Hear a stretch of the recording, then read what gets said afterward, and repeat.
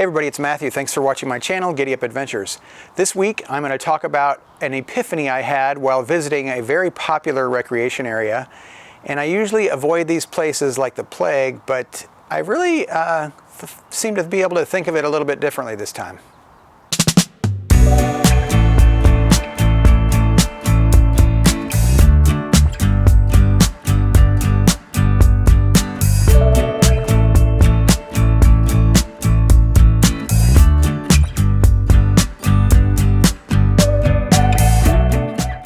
All right, so before I forget, I'm gonna try to keep you guys watching my video till the end.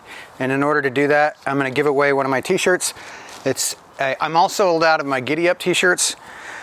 I'm ordering more, but this one gets a lot of laughs whenever I'm out at the rally or something. People always think it's pretty hilarious, but it says, "Where the F is neutral." It's a guy looking down at his bike, because some of us have trouble finding neutral when we need it.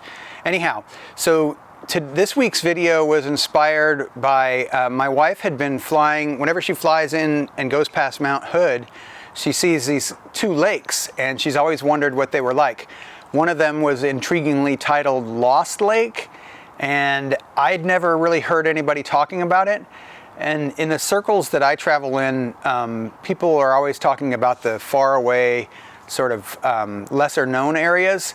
So the Lost Lake wasn't on my radar at all, and the name kind of implies that it's hard to find or something, but I can assure you many people know exactly where it is.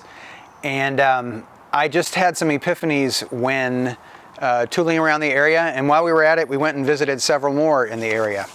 So here they are. So here's things I learned about popular outdoor recreation areas.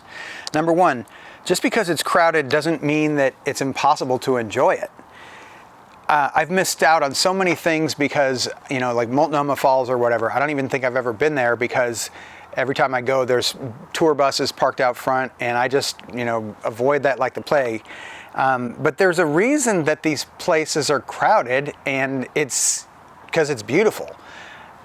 So do I want to miss out on beauty just because other people are also sharing it?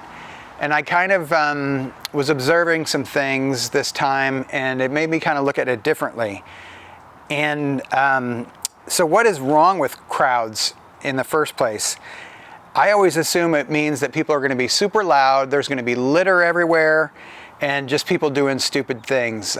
Teenagers jumping off cliffs and getting hurt and leaving beer cans everywhere. But my own judgmentalness may be preventing me from enjoying some of these areas. And I've learned the best way to react to litter bugs is to just say nothing. And even if they're there still, I'll just pick up the litter. I won't say a thing to them. I won't give them a dirty look. I'll just pick up the litter. And I think that makes them go, where if I scolded them or did something like that, it might start a confrontation, and nobody wins with that. So in order to make people kind of think about it, I just go on my actions, not my words. Number three, a lot of people have limited time or ability, and I don't have a family, so I just go wherever and do whatever I want. But a lot of people, they have a regular job and they have limited time, so of course they're going to be stuck somewhere where there's crowds and there's lots of people around. I had been thinking of this in the aspect of children, but actually, my parents, when I show them, when we go on little hikes and stuff, they're getting, they're in their 80s now, so we can't do a big, long journey. So it's going to be some of these shorter, closer, easier to get to attractions. And, maybe they're not going to be around forever. So maybe instead of shredding some trail that's 50 miles from the nearest pavement, I should probably focus on spending some time with my parents, because, like I said, they're not going to be here forever. So kind of being more tolerant of other people that are doing that. And also just, my mom wouldn't be comfortable in a lot of these places. So some of it is due to access. Okay, number four is, so when I was at Lost Lake, I was looking at all these people, and I noticed that I was a little uptight, and I was kind of having a furrow in my brow because we couldn't get down the trail far enough to get away from everybody. But when I stopped and looked and saw what these people were doing, they're just having a blast. They're eating hot dogs and tickling their, toddlers and going swimming and splashing around. So why the heck am I such an uptight dude that I can't just, let them do their thing and I do my thing?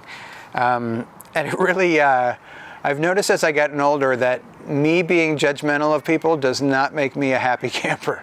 So anyways, and the fifth and final thing is, just because it's crowded and everyone's trying to park, that's what creates most of the stress, because people are frustrated and they want me first. Well, if you're on a motorcycle, you get to go first anyways. A lot of times if there's a park staff, they will let you go around. When we went to this place, they actually removed a barrier so the motorcycles could get through, because we weren't taking up much space. We could fit 6 motorcycles in the space a car takes. So the park staff know that. Yeah, so not only does a motorcycle give me access to dirt roads and terrain that it would be very hard to get a car into, but even in these more popular areas, I can drive right up to the main attraction and park right next to it usually. And a lot of times I'm just there, since I'm in my full riding gear, I'm not gonna go for a super long hike or anything anyways. So I'll just take my pictures, and the motorcycle allows you to fast forward from area to area. So we really find that to be enjoyable. Finally, I do prefer my quiet spaces, and some of them I consider sacred. That's why I don't give a lot of destinations in my titles of my videos or in my descriptions of the videos.